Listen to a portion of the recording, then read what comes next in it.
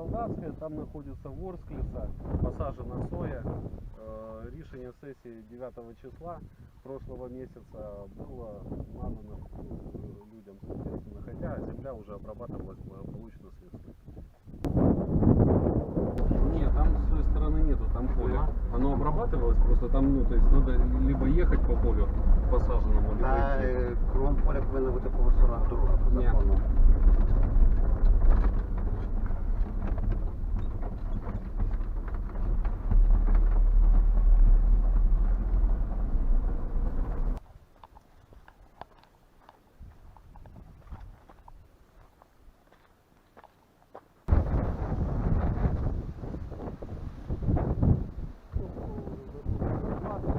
З этой посадки знаходиться земля запасу. Навіть по документам.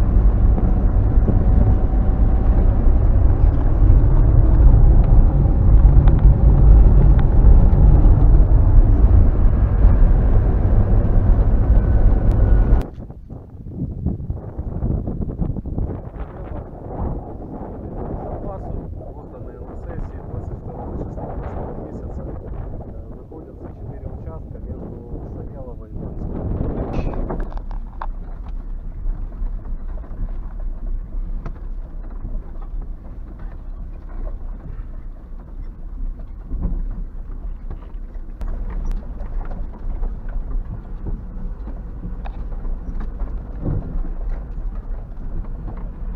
Тут сейчас я буду проскочить.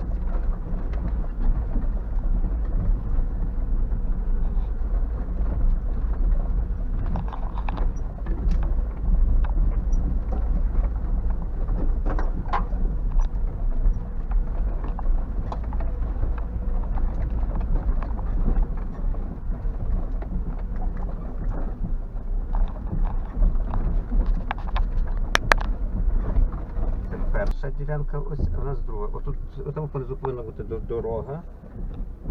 І друга ділянка. Раз.